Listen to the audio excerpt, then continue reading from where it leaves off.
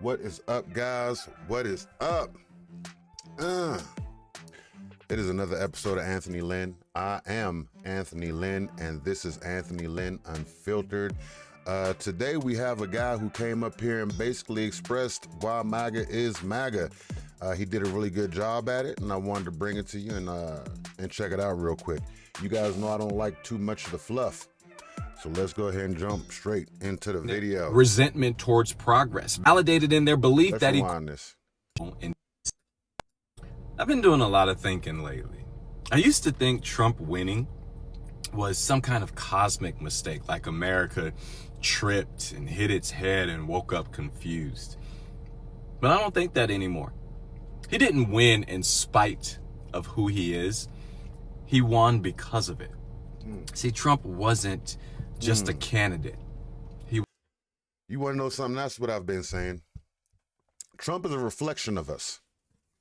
Trump did not win despite who he is. I'm going to go ahead and run that back. He didn't win despite I've been doing who a lot he of was. thinking He won lately. because of who he was. I used to think Trump winning was some kind of cosmic mistake, like America tripped and hit its head and woke up confused. No. But I don't think that anymore. He didn't win in spite of who he is. He won because of it. Real talk. See, Trump wasn't just a candidate. He was a reflection, a raw, unfiltered reflection of what millions of people already were. Angry, resentful, entitled, and furious that the world stopped centering them. And reflections don't lie. They just show you what's already there. If you were bitter about women having power, you saw yourself. If you were enraged by black and brown people demanding equality, you saw yourself. If you thought compassion was weakness and cruelty was honesty, you saw yourself. If accountability felt like persecution, there you were. If facts offended you, there you were. If empathy made you uncomfortable, there you were. But at some point, that reflection hardened into something else. It became a mirror. And mirrors don't just reflect, they invite. They say, this is who you are. Don't flinch, don't change, double down. See, if lying came natural to you, he normalized it. If cheating, To keep it 100 with you, and man, I'm really vibing with what he's saying. To keep it 100 with you, I feel 100%. He came in and normalized so much stuff. He started lying so much, it just became normal. When he tells a lie nowadays, nobody even flinches. He just walks out of the room. Lie completely intact. On the major network channels, they don't even challenge it anymore. They just let him sit up there and spout his lies, mostly because he has threatened everybody and he has the power of the United States government behind him as he's doing it. It's one thing to go after somebody after you get out of office. It's one thing to go after somebody as a private citizen. But when Donald Trump goes after people as the president of the United States, using the full force of us, the American people, and all the might that comes behind it, he's dead wrong. I diverse, man. I'm taking away from the guy's video, man. Let's get back into it. felt justified, he bragged about it. If exploiting workers felt smart, he modeled it. If bullying made you feel powerful, he made it presidential. He did He that. didn't ask people to grow. He told them growth was a scam. He didn't challenge insecurity. He weaponized it. And let's be honest, this was never about tax policy or border charts or inflation graphs. This was about permission. Permission to be openly hateful. Permission to be proudly ignorant. Permission to punch down and call it strength. Permission to abandon democracy the moment it stopped serving your ego.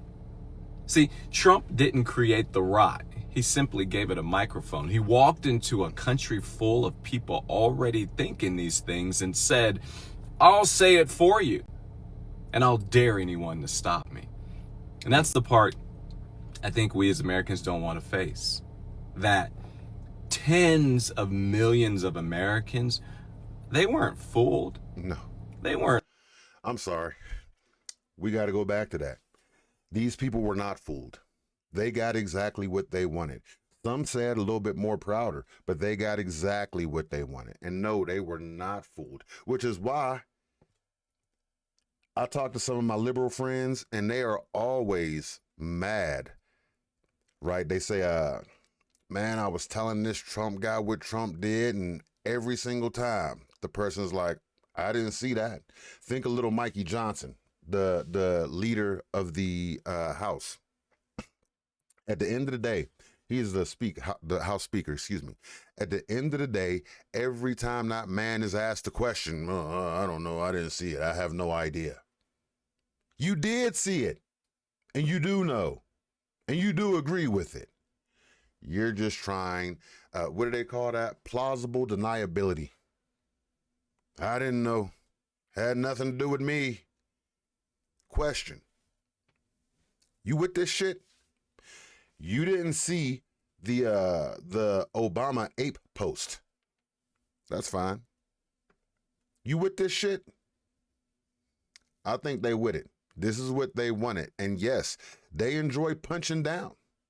Let's call it for what it is. All of MAGA are pussies. They enjoy punching down. Donald Trump is the biggest pussy out the bunch, and I'm going to tell you why.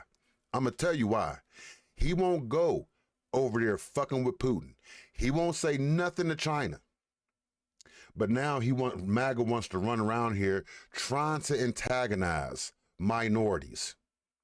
People who they know do not have the weapons, the infrastructure, the military to defend themselves. That's weak. You a pussy. That bottom line. Anyway, and a lot of people signed up for it. Not everybody. Not everybody. Truthfully, I should have said this at the beginning of the video, but let's go ahead and get the pleasantries out the way. When everything's said and done, all of MAGA ain't racist. I'm a conservative person. I got tons of conservative friends. And I can tell you they are all not racist, but they deal with racists very well. Why? Let's get back to what this young man is saying. Brainwashed. They weren't confused. They felt validated. Validated in their rage at women, validated in their fear of diversity, validated in their resentment towards progress, validated in their belief that equality is theft. After decades of social progress. That is true, man. And speaking about white America, it's not my place to speak about them, but since they always speak about me, equality is not theft. It is not you losing something. So I'm going to stop asking white people for equality. They don't like it. They do not want things to be equal. They feel as if they have to give something up. Right? I actually seen a video the other day when he said, somebody in there said, a more accurate description would be that it's not that we want equality from you. We would just like fairness for us.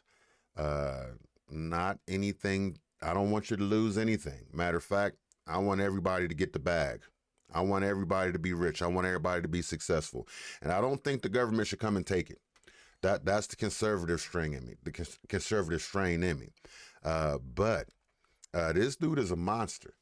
And even the conservative people like me who would teeter the fence and I would vote Republican on this guy and I would vote Democrat on that guy. The people like me, you lost for a generation. You lost us for a generation. The people like me who at every turn tried their best to give this orange creamsicle fucknut the benefit of the doubt. Even when I knew in my bones, this is who this motherfucker is. Okay, let's call it for what it is. Let's go ahead and finish this video out. A whole lot of people were just waiting for someone to say, you don't have to evolve.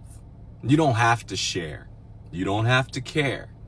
And they showed up in droves. Droves. That's not a Trump problem. That is a cultural reckoning. And if this moment feels heavy, if your chest tightens when you scroll, if it feels like the ground beneath everything you believed in is shifting, good.